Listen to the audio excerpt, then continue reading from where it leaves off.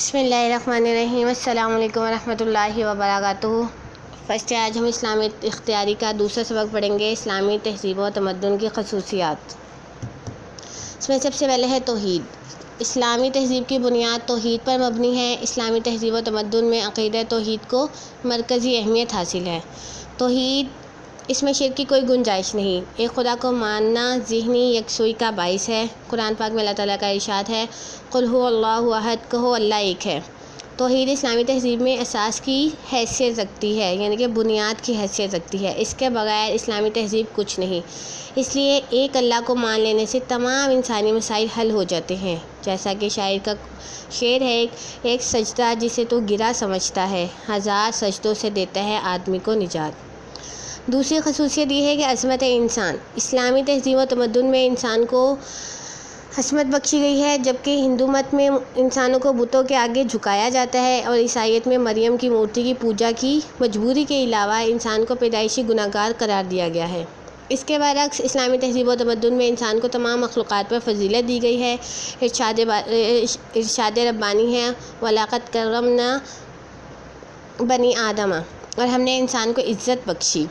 اس کے علاوہ اللہ تعالیٰ کا ارشاد ہے ترجمہ، اور اسی نے تمہیں تمام مخلوقات عالمین پر فضیلت دی ہے۔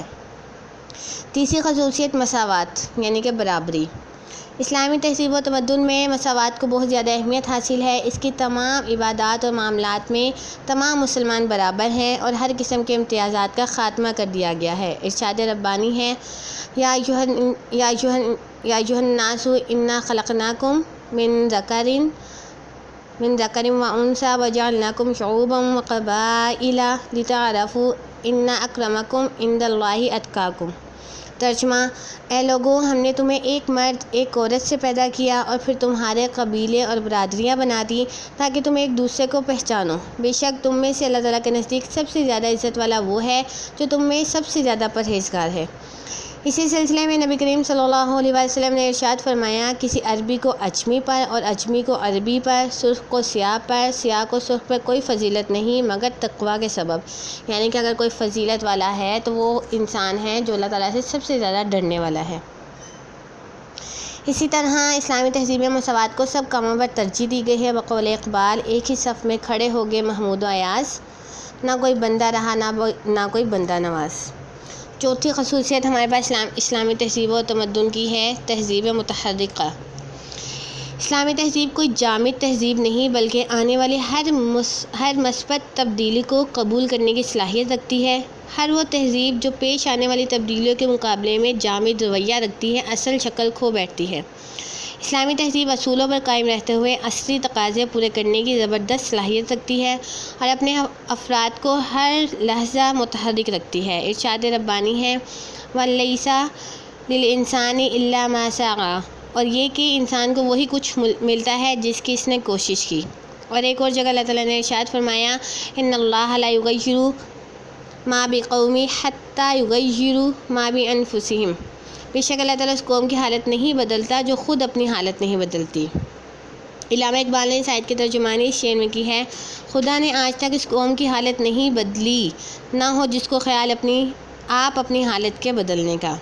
نبی کریم صلی اللہ علیہ وسلم نے ارشاد فرمایا، وہ شخص تباہ ہو گیا جس کا آج کل سے بہتر نہیں ہے۔ پانچویں خصوصیت ہے ہمارے پاس رواداری۔ اسلامی تہذیب و تمدن میں ایک اہم امتیاز مذہبی رواداری ہے۔ اس ضمن میں ہم اس کی درج ذیل خوبیاں بیان کرتے ہیں۔ نمبر 1، تمام پیغمبروں کو مانا جائے۔ نمبر 2، تمام الہامی کتابوں کو مانا جائے۔ نمبر 3، غیر مسلموں کو مکمل مذہبی آزادی ہو۔ نمبر 4، مسلمان مذہبی مسالک کو آزادی ہو۔ نمبر 5، کسی کو دین اسلام قبول کرنے میں جبر سے کام نہ لیا جائے۔ قرآن پاک میں ارشاد ہے، لا اکراہ فی الدین، دین میں زبردستی نہیں۔ رواداری اسلامی تہذیب کی شان اور ایمان ہے۔ اس طرح اسلامی تہذیب کی نمایاں صرف مسلمانوں کے تحفظ کے ساتھ ساتھ غیر مسلموں کے لیے بھی رواداری ہے۔ ہمارے پاس اسلامی تہذیب و تمدن کی چھٹی خصوصیت ہے سادگی۔ اسلامی تہذیب کا ایک امتیازی پہلو سادگی ہے، جس سے معاشی تنگی کی جڑیں کٹتی اور فراخی رزق کے دروازے کھلتے ہیں۔ سادگی کے درج ذیل معاشی اور اخلاقی فوائد ہیں۔ نمبر 1، فضول رسموں سے نجات ملتی ہے، مثلاً شادی، موت کی رسومات، مہندی، چالیسواں وغیرہ۔ نمبر 2، بچت میں اضافہ ہوتا ہے، انہی بچتوں پر قوم کی معاشی ترقی کا انحصار ہوتا ہے۔ نمبر 3، دولت جو آپس میں نفرت پیدا کرتی ہے، اس کی نمائش سے نجات ملتی ہے۔ نمبر 4، انسان مقروض ہونے سے بچ جاتا ہے۔ قرض ایسی لعنت ہے جس سے انسان بے شمار پریشانیوں میں مبتلا ہو جاتا ہے۔ نمبر 5، سادگی سے انسانی عصمت میں اضافہ ہوتا ہے اور وہ پیسہ جو اس کے نتیجے میں بچتا ہے معاشرے کے مرحوم افراد پر خرچ ہوتا ہے، جس سے معاشرے میں محبت کے جذبات پیدا ہوتے ہیں اور معاشرہ معاشی طور پر ترقی کرتا ہے۔ آپ صلی اللہ علیہ وسلم نے ارشاد فرمایا، البزازۃ من الایمان، البزازۃ من الایمان، البزازۃ من الایمان۔ ترجمہ، سادگی ایمان کا حصہ ہے، سادگی ایمان کا حصہ ہے، سادگی ایمان کا حصہ ہے۔ ہمارے پاس آگے 7ویں خصوصیت ہے جواب دہی کا تصور۔ اسلامی تہذیب میں جواب دہی کا تصور بہت سختی کے ساتھ موجود ہے۔ زندگی کے تمام اچھے برے اعمال کا حساب انسان کو برائیوں سے دور اور نیکیوں کے قریب لے جاتا ہے۔ اس لیے یوم آخرت پر ایمان کو اسلامی عقائد کا حصہ قرار دیا گیا ہے، جہاں ہر اچھائی کا بدلہ اور برائی کی سزا دی جائے گی۔ اس طرح انسان نیکی کے قریب اور بدی سے دور ہوتا چلا جاتا ہے اور نیکی کی فضا مضبوط ہو جاتی ہے۔ 8ویں خصوصیت ہمارے پاس ہے اخوت۔ اسلامی تہذیب کی سب سے اہم صفت اخوت ہے۔ اسلامی تہذیب میں بھائی چارے پر بہت زور دیا گیا ہے۔ یہ وہی جذبہ ہے جس نے مسلمانوں کو آپس میں جوڑ رکھا ہے۔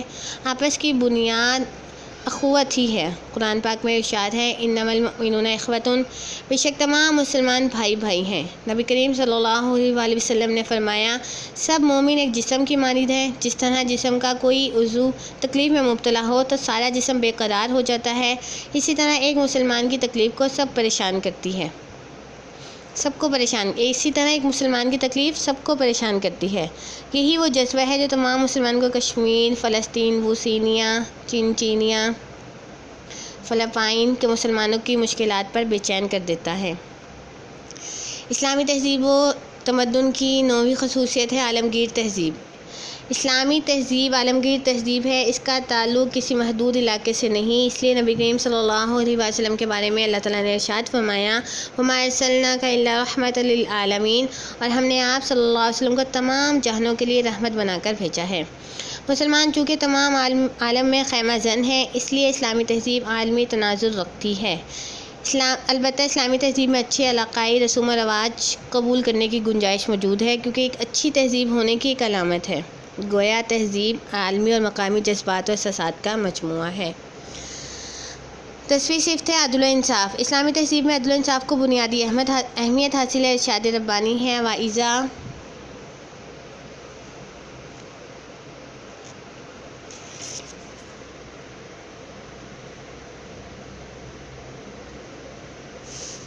وَإِذَا حَكَمْتُم بَيْنَ النَّاسِ أَن تَحْكُمُوا بِالْعَدْلِ، اور جب تم لوگوں کے درمیان فیصلہ کرو تو انصاف سے کرو۔ عدل و انصاف اسلامی تہذیب میں اصول کی حیثیت رکھتی ہے۔ اس میں تو غیر مسلموں کے ساتھ عدل کرنے کا حکم دیا گیا ہے۔ عدل ہی اسلامی تہذیب کا حسن اور امتیاز ہے۔ اس لیے اللہ تعالیٰ نے ارشاد فرمایا، وَلَا يَجْرِمَنَّكُمْ شَنَآنُ قَوْمٍ عَلَىٰ أَلَّا تَعْدِلُوا۔ ترجمہ، اور کسی قوم کی دشمنی تمہیں اس بات پر آمادہ نہ کرے کہ تم عدل نہ کرو۔ 11ویں صفت ہے امن عالم۔ اسلامی تہذیب امن عالم کی ضمانت ہے۔ تاریخ گواہ ہے کہ مسلمانوں نے کبھی مذہب، تعصب اور مادی مفادات کے لیے عالمی امن کو تباہ نہیں کیا، جبکہ آج کی غالب مغربی تہذیب دونوں عالمی جنگوں میں کروڑوں انسانوں کا خون اپنے دامن پہ لیے ہوئے ہے۔ عیسائیت، یہودیت، ہندو مت نے کشمیر، بوسنیا، کسوف، فلسطین میں خون مسلم کو جس بے دردی کے ساتھ بہایا ہے، اس سے ان کی مذہبی مادی مفادات کا اندازہ ہوتا ہے، جبکہ اسلام نے عیسائیوں، یہودی اور ہندوؤں کو اپنے دور عروج میں امن مہیا کیا تھا۔ آگے ہمارے پاس 12ویں صفت ہے دینی تہذیب۔ اسلامی تہذیب ایک دینی تہذیب ہے۔ اس میں دنیا اور آخرت دونوں کا حسین میلاپ پایا جاتا ہے۔ ان دونوں کو اس خوبصورتی اور متوازن طریقے سے ملا دیا گیا ہے کہ ان دونوں میں کوئی تضاد محسوس نہیں ہوتا۔ اس لیے اللہ تعالیٰ نے اس دعا کو سب سے اچھی دعا قرار دیا ہے، ربنا آتنا فی الدنیا حسنۃ وفی الآخرۃ حسنۃ وقنا عذاب النار۔ اے ہمارے رب، ہمیں دنیا اور آخرت کی بھلائیاں عطا فرما اور عذاب آگ سے بچا۔ 13ویں صفت ہے ہمارے پاس تہوار، رسومات و تقریبات۔ اسلامی تہذیب و تمدن میں اللہ تعالیٰ نے خوشی کے مواقع بھی فراہم کیے ہیں، مثلاً عید الفطر، عید الاضحیٰ اور شادی کے مواقع پر مذہب انداز میں خوشی منانے کی اجازت دی گئی ہے۔ اس کے علاوہ غم کے موقع پر بھی مناسب رہنمائی موجود ہے۔ اس کے علاوہ تقریبات کے لیے رہنما اصول مقرر کر دیے گئے ہیں تاکہ حدود و قیود کا اندازہ ہو سکے۔ اسلامی تہذیب و تمدن کو ترک کرنے کا نتیجہ۔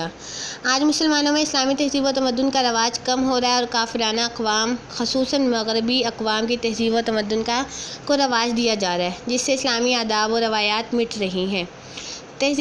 تہذیبی اور تمدنی کمزوری ہمیں دین اسلام سے بہت دور لے جا رہی ہے، یہی ہمارے زوال کا سبب ہے۔ حالانکہ نبی کریم صلی اللہ علیہ وسلم نے اسلامی تہذیب کی حفاظت کا حکم دیتے ہوئے فرمایا، من تشبہ بقوم فہو منہم، جس نے کسی قوم کی مشابہت اختیار کی وہ ان میں سے ہوگا، اور فرمایا جس نے ہمارے علاوہ کسی دوسری قوم کی مشابہت اختیار کی وہ ہم میں سے نہیں۔ آج مغرب اسلامی تہذیب کے خاتمے میں سب سے زیادہ زور دے رہا ہے، جس سے ہمارا اسلامی تشخص متاثر ہو رہا ہے، جس سے اسلامی معاشرہ شرم و حیا سے خالی ہو رہا ہے۔ اللہ تعالیٰ ہم سب کو اس پر عمل کرنے کی توفیق دے۔